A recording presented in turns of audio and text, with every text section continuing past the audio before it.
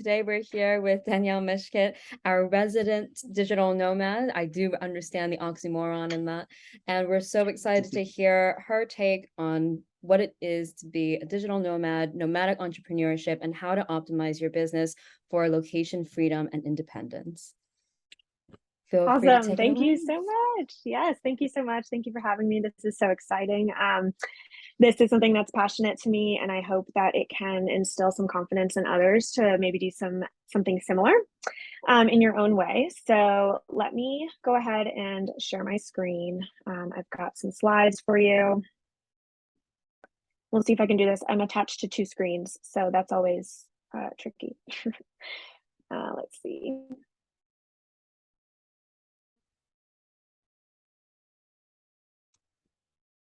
All right, let me know if you can see these slides. Looks good? Okay, awesome. All right, so yeah, today we're talking about nomadic entrepreneurship. My name is Danielle Mishkit, and let's dive right in. So the stuff that we're going to talk about today, I'm going to tell you a little bit about myself, my background. We're going to dive into what is nomadic entrepreneurship, how do you start, and then what a lot of people wanted to hear about was how to optimize business for nomadic entrepreneurship. And at the end, I have some key takeaways as well as some journaling prompts. So if you're somebody who likes to journal about your business or strategize, this could potentially help you find some nomadic entrepreneurship in your own business. I have a quick slide on how to work with me if you are interested or a client is interested, and then we can certainly open it up for questions if there are any at the end. So diving into my background, this is what you should know about me. I was born in Vermont in the United States, small, very small town, and didn't travel too much growing up. I'm currently living in Denver, Colorado, and I have been a nomadic entrepreneur in the US for about a year now. And the reason that I wanted to do that was growing up in such a small town in such a small state, I didn't really get to see a lot of the US. And so instead of spending money and time to travel abroad, I said, why don't I focus on the US first and put myself in situations to be able to take cool weekend trips and adventures just to see this country that I currently live in. I love adventuring, camping, hiking, rock climbing, going on long walks in the woods. I have a 4-year-old chocolate lab. So I love taking my dog on walks. And so I just love everything outside, love being outside. About my business, so I am a freelance project manager, and I have about 7 years of project management experience, and it's mostly with creative and marketing teams and product launch or service launch management, but I've done a variety of ad hoc project management as well.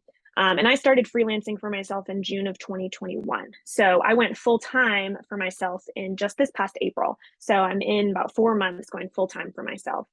So it was kind of a slow process. I had a full-time job as a project manager, and then started my freelancing on the side with 1 or 2 clients. And basically it got to the point in about March that I could no longer do both. And I had an opportunity that would kind of push me over the edge to go into full-time for myself. So that's kind of the timeline and what you should know about me as far as what I do. So where have I lived? This is just kind of a fun slide. I had a house in Nashville, Tennessee. So that's where I kind of started.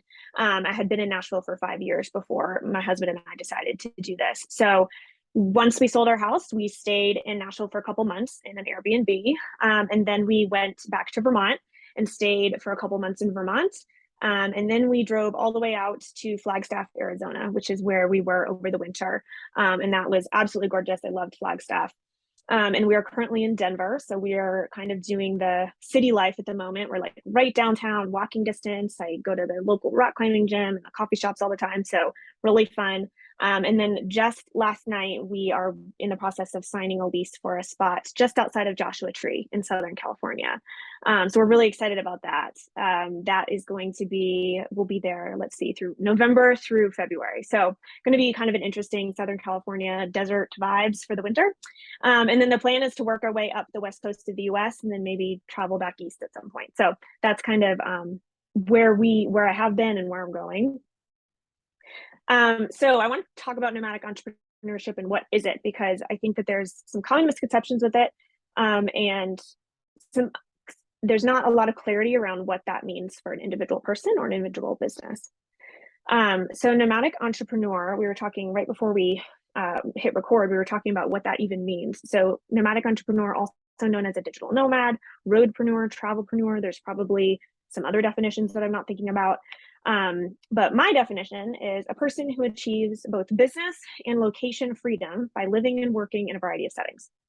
And it's important to remember that being a digital nomad or nomadic entrepreneur doesn't mean that you have to live out of a van, or you have to travel the world, or you have to backpack across the country while you work from your phone.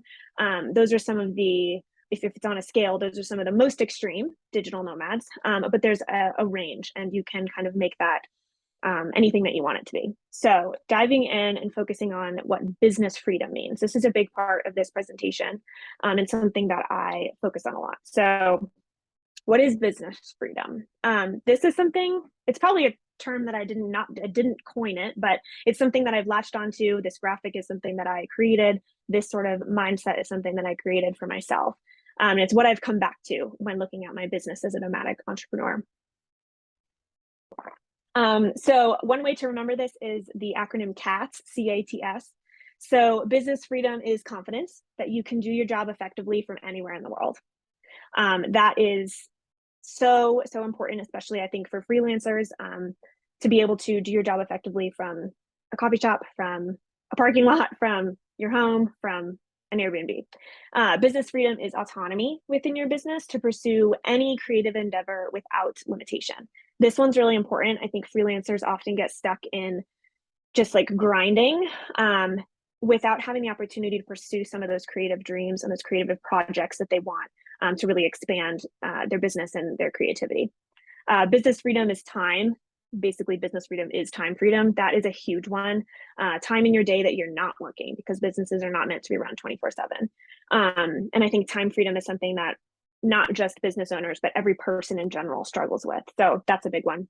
And then business freedom is strategy that is built with intention and purpose, that is in alignment with your goals, character, and the way that you want to live your life. So this one is kind of a high level one. But a lot of times we are pursuing goals that aren't in alignment with our character or our current way of life. An example of this for me personally was when I worked in a full-time corporate job. I was in a big high rise. I wore heels. It was a big office in downtown Nashville. And yet all day, every day, I was just dreaming about going camping and hiking and being outdoors and traveling and exploring. The way that I was living my life and the goals that I was pursuing at the time were not in alignment. And so I didn't have, I wasn't running a business at the time, but I didn't have that level of strategic freedom that you can have if you are a nomadic entrepreneur, or if you aim to have strategy in your business. So why is this important?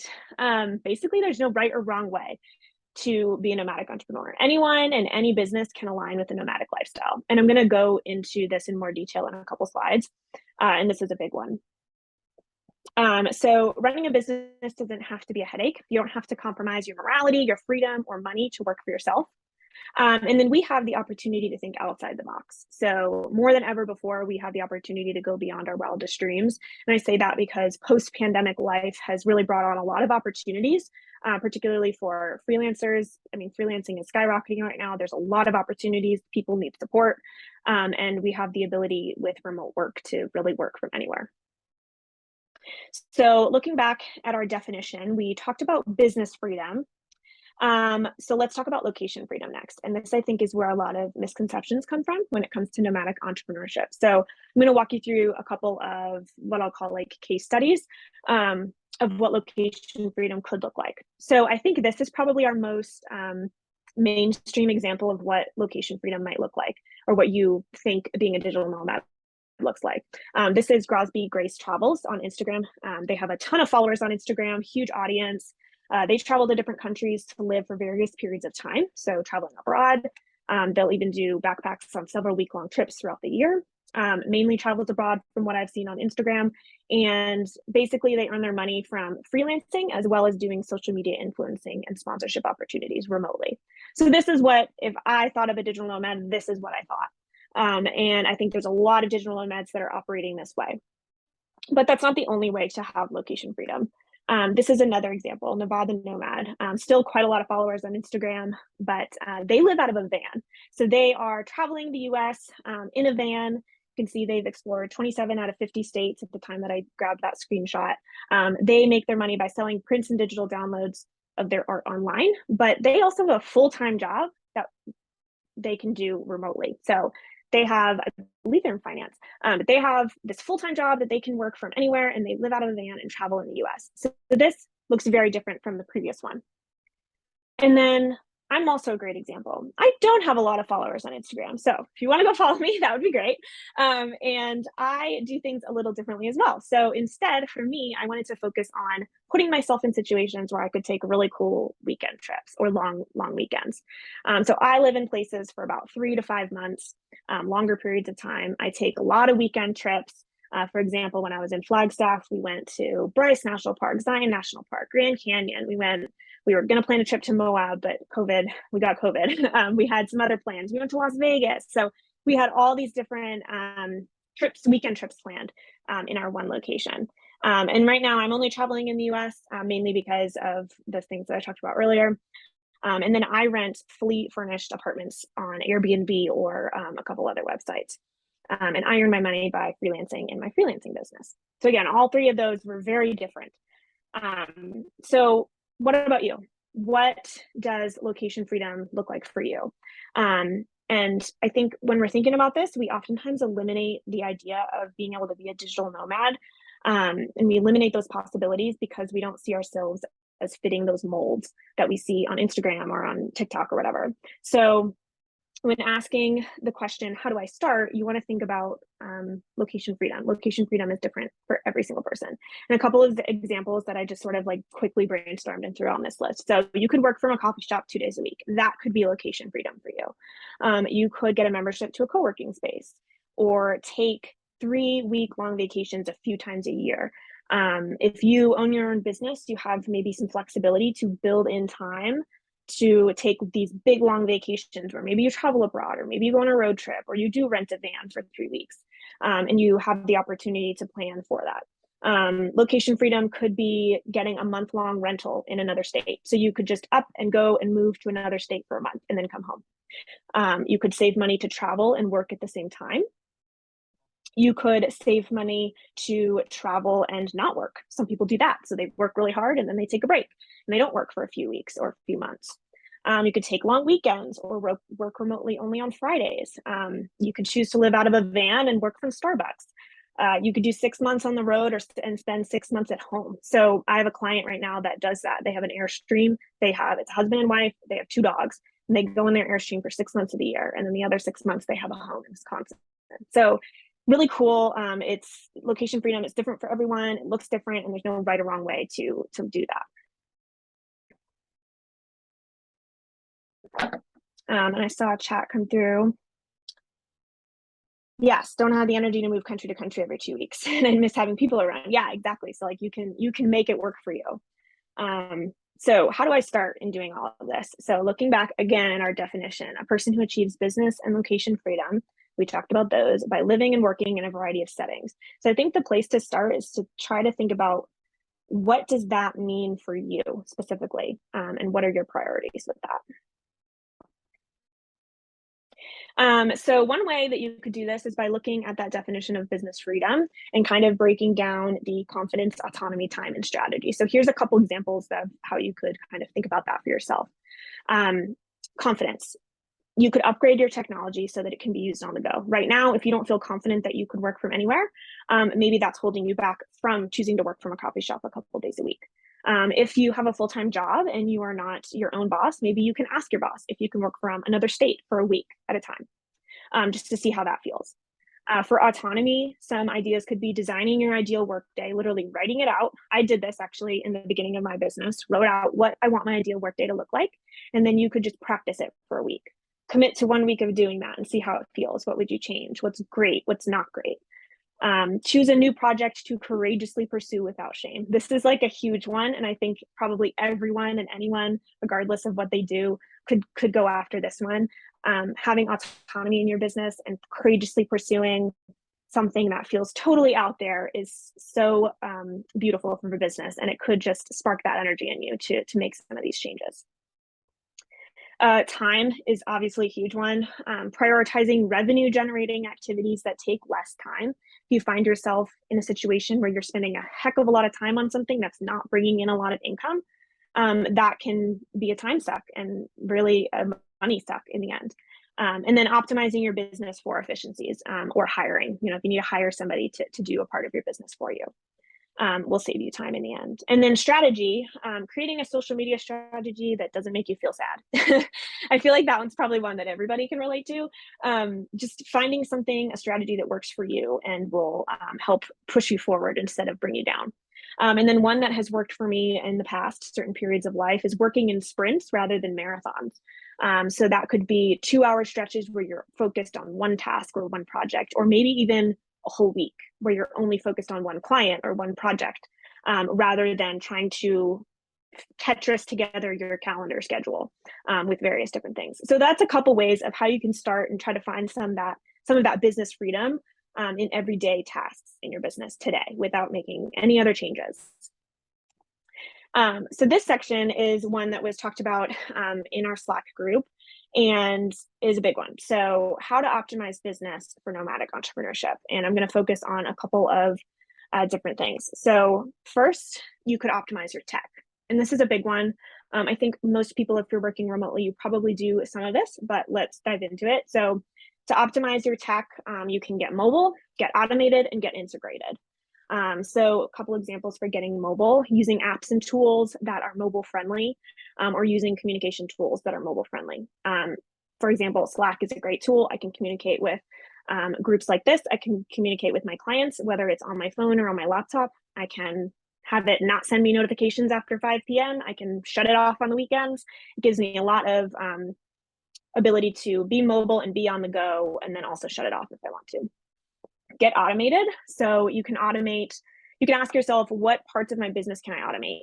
Can you automate your invoicing? Can you automate your email strategy, or your emails that you get sent out? And then also along that, what barriers can you remove in your processes to get automated? So a good example is a lot of tools will have like an upgraded platform or an upgrade that allows you to automate your process. And are you holding back on upgrading because you don't want to spend that little extra money each month? Totally fine. That could be the right answer for you, but also, is that a barrier that you can remove? Can you go ahead and pay for it? Can you automate your whole system so that you're not spending time on it? And then integration. Are there tools that you're using? Can they be upgraded to allow for integrated workflows? Are you dragging and dropping things from your Google Drive into your project management tool and vice versa? Can that be integrated? Can it be less time, more smooth, things like that? And then also, can you eliminate any tools in your business? It's really nice to have a streamlined list of tools. It seems like there's so much tech out there that all do wonderful things, but streamlining the tech stack that you're using in your business is going to help you in the long run, so you're not having to deal with so many platforms.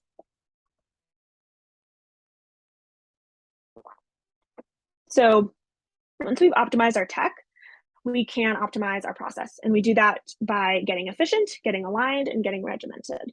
So again, some examples: getting efficient. I think this is great to do probably like once a year. Do a full systems audit.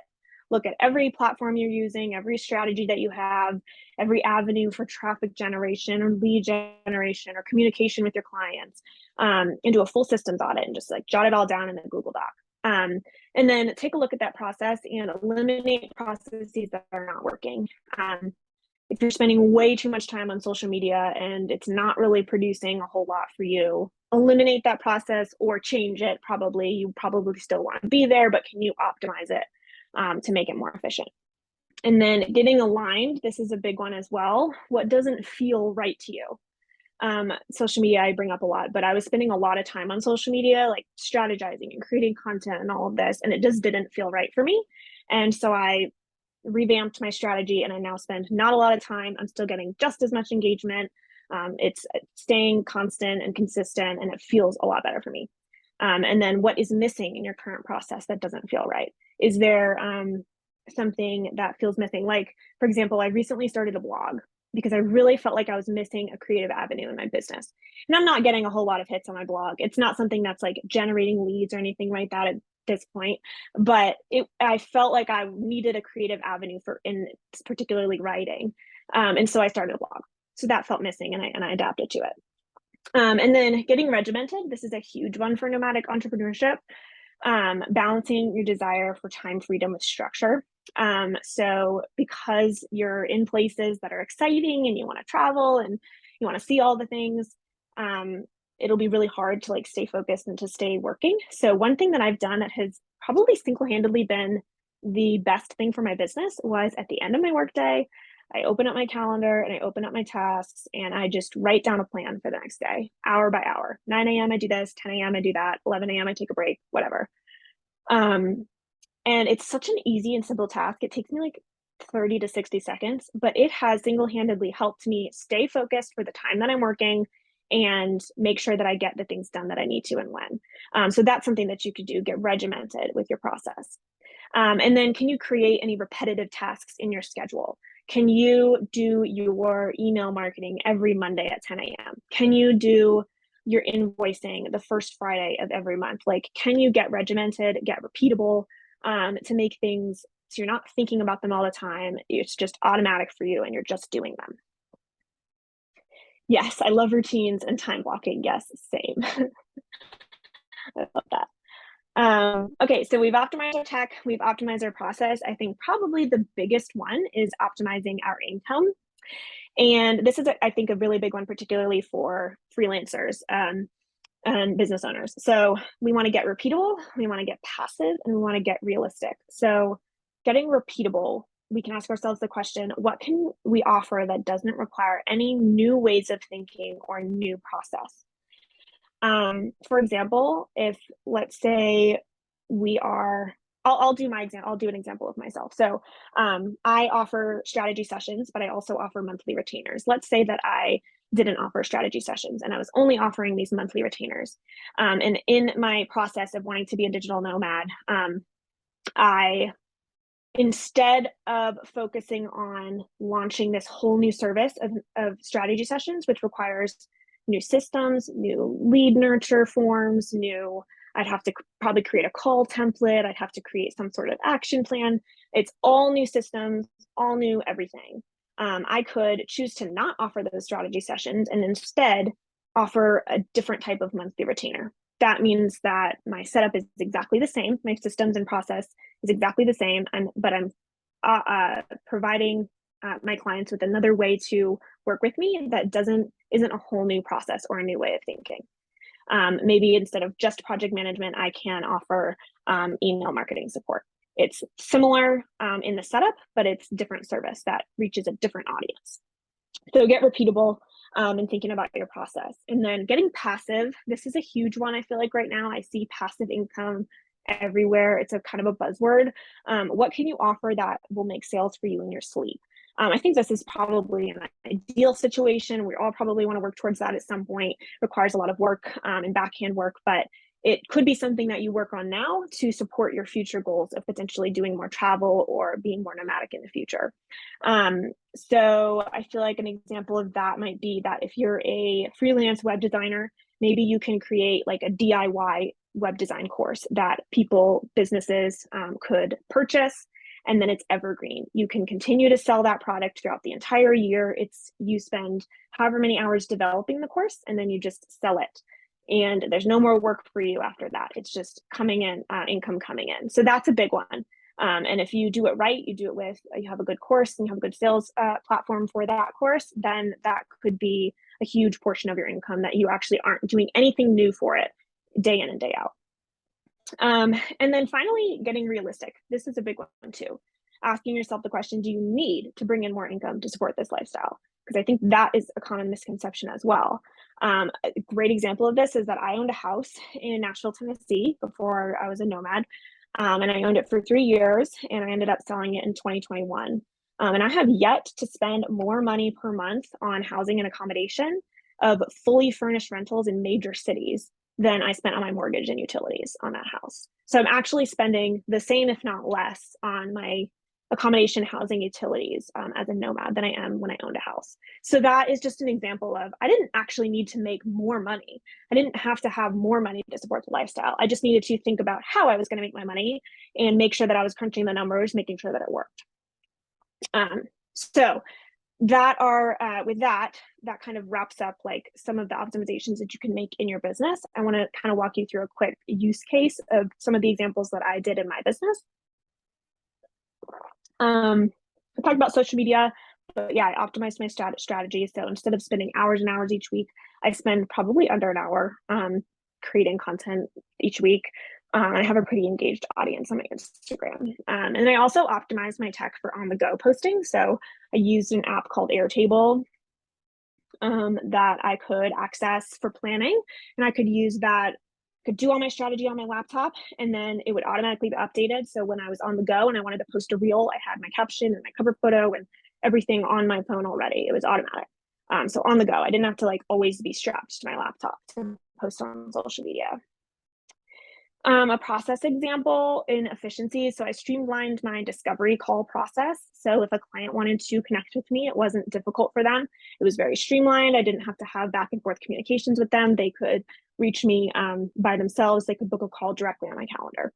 And then strategize for staying on track. So that's where my end of day planning for the next day was a huge efficiency gain for me. Optimizing my income. So for me, in my business as a freelancer, my goal was to actually only have one anchor client that brought in a majority of my income, and then fill in with smaller clients, smaller projects around that one anchor. And that has been that worked great for me so far. So that for me was me sitting down and being like, how much money do I need? And how many hours do I need to work to get that? As I work usually by the hour. And I crunched those numbers, got realistic, and was able to come up with a financial situation that was going to work for me, my husband, and our family. Okay, so a couple of takeaways. So each of these takeaways, I have 3 of them. They come with like an optional journaling prompt. And I have a Google Doc that links to at the end. And if you want to take it and do some journaling on it, you might find some ways in your business to start finding more business and location freedom today. So takeaway number 1 is that anyone can live this lifestyle with proper thought, planning, and expectations. And a prompt that you might use for this is, what feels outside the box or out of reach for you? And think about what feels like way beyond my wildest dreams. And think about how you could make small steps today with some thought, planning, and expectations to reach that. Takeaway number 2 is that business and location freedom means different things to different people. So just because there are people out there traveling the world, backpacking, doing social media influencing or whatnot, does not mean that you have to do that to be a nomadic entrepreneur, to be successful. So the prompt is, what does business and location freedom mean to you? Is it 2 days a week at a coffee shop? Is it taking 6 months off? What does it mean to you? And takeaway number 3 is being efficient and optimized in your business gives you time freedom. So making sure that you are as efficient and as optimized as you can be. I mean, obviously we have ups and downs in our business, periods of times when we're super strategized and on it, and periods of time that we're not. So a prompt for this is, what do you feel you spend too much time on in your business? And what maybe do you feel like you're not spending enough time on? And that might provide you some areas that you could focus on for optimization. So if we're able to send these slides out, I have a link here that you can click onto for the journaling prompts. It takes you to a Google Doc, and there's also a bonus question in there as well if you click into that. So quick slide on how to work with me. I'm a freelance project manager, so I am fully booked on monthly retainers at this point in time, but I work freelance project management mostly for launch and project management, ad hoc. I also do online business management, where I'm basically like the operating manager of a business, right-hand woman. And that's usually for smaller businesses, not like those larger corporate clients. I do offer those strategy sessions. So 90 days and 90 minutes is what they're called. So we sit down and spend 90 minutes talking about a couple areas of your business. And then I give you a 90-day action plan for those areas. And then I also do coffee chats. So I just had one with somebody in this group last week where we can chat about entrepreneurship. We can get to know each other. If you want to brainstorm ways for nomadic entrepreneurship, I'm cool with that too. That's obviously completely free. Anyone can book that. And I have a link on here as well to book a 30-minute call with me. And we can just chat about whatever you want. So that's kind of how to work with me in that capacity, whether it's for you or for a client or somebody that you're working with. So I don't know that we have too many people on this call, but I will pause for the moment and see if there's any questions out there. I did have a question about, I saw that one point that you wrote, you had like one anchor client per year, I think it was. And I wanted to know a little bit more about what an anchor client was and what qualified someone to be an anchor client. Yeah, that's a great question. And I think this probably could look differently for other people as well, but I'll tell you what it looked like for me. Basically, my goal was I didn't want to work a 40-hour work week. So I kind of designed what my schedule would look like, designed what my rate needed to be in order to support smaller hours. And then I went on LinkedIn and I started to look for opportunities that would kind of fit that bill. And I found a anchor client that I've been working with since May, and I have a contract with them through the end of the year, and it's looking likely that it would extend into the following year. And so that if I had no other clients and I had no other strategy sessions or any other method of income, that anchor client would essentially support most of the things that I want to do. I might need to crunch numbers a little bit. I might need to be a little bit more frugal, but that one would support a majority of the work that I do. And then I fill in with other opportunities as I have them. So if I wanted a slower period, let's say over the holidays, I wanted to take some time off, maybe I would just have that one anchor client and I wasn't pursuing any other projects. And for me, that was the easiest way to do things. I didn't want to juggle 6, 7, 8 clients. It seemed like a lot of work. And I could really dive into one client and be really supportive of them on that one task. So that's what worked for me. It's not really necessarily like one anchor client per year, more so like at any given time, I'd like to have one method of income that's like pretty set in stone, so I don't have to worry about it. Okay, I see. Thank you. Phil, I know you've got your hand up, and then I've got a follow-up question to Chris's question. Yeah. Yeah. Okay. Well, mine actually, and Danielle, thanks for this. This is not only about digital nomading, if you will, entrepreneurial nomading and the freedom that comes with one, but it also has so much information about just building a business and building a freelance business and things like that. So really appreciate it. One question I have for you is, how do you feel about it now after doing this for a while? Do you think this is something you're going to continue to do for years, or is this something we're like, oh, I'm going to change? Because you're sort of like going around the country and living in fully furnished places and whatnot. Do you think that'll go back to working at the coffee shops, or do you think how do you feel about it now? And do you think you'll ever go back to that kind of high rise, putting on heels, as you said, and going into the high rise? How do you think about that? Yeah, I hope to never wear heels again. Let's just put that. I hope to never have to wear heels. Fair enough. But I don't think that this is a forever thing for me. I think it could totally be a forever thing for a lot of people. But my husband and I sort of decided like our goal in this was to be able to have some freedom while we're still young. We don't have kids at this moment, and explore and see things. And then once we were done with that period of time, whether that be a couple years, 5 years, we're going to go and try to settle somewhere. Where we want to settle, I have no idea, but we are looking all across the country. So we have a lot of things, a lot of places that we can go. I do feel like that's kind of it kind of goes back to some of our earlier points that like you could do a nomadic lifestyle for just a year and then go back to more of a quote unquote steady or a more set up structured lifestyle too. So I don't think that I would ever really want to go back into like a skyrise building for me personally, but I do think at some point in my future there probably is an opportunity where I work full-time for a company that I believe in and where I'm maybe not freelancing. But for now, this is definitely what I want to be doing for the next few years. Awesome. Thank you. Mm-hmm. I just had a follow-up question to something that Krisa asked, and you mentioned that the way you found your anchor client was you figured out, okay, this is the amount of hours I'd like to work within a week. This is the rate I want to look at it. I want to be earning at, and then took to LinkedIn. What did you look for in LinkedIn to match those specifications? That's a great question. It's something that I've really been exploring more and more as I am continuing. I'm not currently looking for clients, but I'm always seeing what's out there. I'm always seeing what the opportunities are. And so something that I'm kind of diving into more and more as I go along too. But for this opportunity in particular, I went to LinkedIn and they have, of course, their whole job section. So you can go to the jobs and type in website designer, UX designer, copywriter, whatever it is. And they have a location. I believe they have one for remote. So that's one way to do it.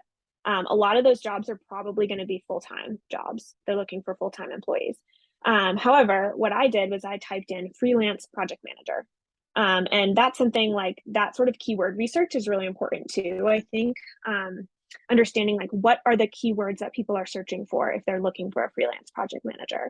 Whereas prior to this, I called myself an online business manager, and that wasn't really resonating with the types of clients that I was looking for. So I kind of switched that, and I now refer to myself as a freelance project manager, and there's a lot of opportunities within that space. So I went to LinkedIn and I set up some job alerts for freelance project management. And so I get an email. Sometimes right in it, it'll say the rate or it'll say the time expectation. Sometimes it's a 2-month contract. Sometimes it's they're looking for someone to work for 3 months and potentially go full time. So understanding what your limits are and expectations. And then on top of just looking in jobs, another really great way to find opportunities is to just go to LinkedIn and go into the search and type in freelance project manager or whatever it is you do. And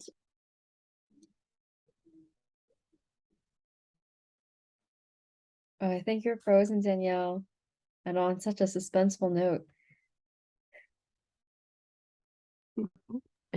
Oh no. Oh no, do we lose This Danielle? really is like a cliffhanger. She was about to. Ah. Oh my gosh. Hold on, let me Well, message her. yeah, let's Oh, see. she's Oh, it looks like hopefully she's I hope really hope she gone. really gone. I hope she come. Let's hope that she comes back. This is the authentic part of our I recording, know. and This will be what makes edited out, hopefully. no, we're leaving this in there now. We have to be authentic now. People have to know this happened, and it's a thing. If we don't get her back, we'll stop the recording, but have to include it in the notes or something. We need the answer to these questions. Yeah. This has been an awesome session. I tell you, I learned so much from this. Just in hearing her thoughts around building a business, or I think the anchor client was a great example of something that I've experienced in growing businesses with multiple people in them, and working with salespeople and also all through the years. Anchor clients are important to a lot of businesses, but it's good to hear people thinking about that even in this sort of entrepreneurial freelance way as well. But also just as sort of like breaking things down, like the cats example, where she uses the acronym CATS, right? And I think that was a really, really great one there. So, well, I think we're gonna probably have to end here, unless she's We'll give it one more Unless- minute. Unless did anyone have any other questions or things that they were curious about or just wanted to comment on? Kriza, what did you think? I know you're based in Toronto right now. Yes. Are you thinking about like traveling while you work? Is that something that you want? I definitely do want it. I do love the idea of like going somewhere else, renting out for a couple of months, because it's definitely something that's been on my mind. But I also like co-work in the more of the smaller scale that she described, of going to cafes. Like I've worked across a lot of cafes over Toronto, but I've also gone in co-working spaces as well. I'm actually going to Montreal this weekend to co-work there as well. So it's a lot of like workation weekend things, but I would definitely be a goal for me to rent a space for like a month or something abroad. That'd be cool. Where are you thinking? Where would you like to, what would be the first place if you were like, I can book this flight today. I've taken Danielle's advice. I'm ready. I'm raring to go. Flight booked. What location? To be honest, I would do a Europe tour. Like I would go, because everything's accessible by train in Europe. So I would spend like a couple of weeks in each country, and just like explore the area, as well as like work from there and understand the culture of different places I go to. Because I do love talking to different people. A lot of the reason why I like working in cafes is like I love talking to the people there. Like a lot of times I'll start there in the morning and someone will also be there in the early morning, and I'll be like, "Oh, you're freelancing too." And then I'll speak to them. Yeah, that's great. Danielle, you're back. Yay. I'm back. It's so funny. I haven't had internet issues, and the entire time I've been nomadic, and our internet went out and wouldn't work. So I've been hotspotting. So my that it's kind goodness. of ironic, but That is okay. Krisa was just telling us, she's currently based in Toronto, and she was just telling us what her first trip would be if she were able to get all of those logistics in order. Danielle, did we lose you again? But on such a good, Oh no. maybe turn off your video for a sec, and then our bandwidth would be. Whoop, whoop. Okay, we'll see what happens. But we'll start wrapping up, and then we can take any Yeah. questions into the Slack group. But I think that would be, Yeah. I mean, oh, she's gone. No, Yeah, okay, we lost her altogether again. yeah. Krista, that's fascinating. I love the point about, we're going back to traveling Europe, but even just the whole, you could be a digital nomad and just be in a coffee shop. Mhm. If you optimize your tech and you're doing that, and I think that was a super point that she made. And then the last one, I want to get with Danielle. We'll take this up in the Slack chat, but I thought this is sort of the courage to pursue the work you want without shame. I think is a rough quote of that, and I thought that was just an amazing piece of this. That just even that's it was all awesome, but that was a huge takeaway for me. So, well, Krista, thank you for being here, and Kristen, of course, and Danielle, if she was still here, I'd say thanks.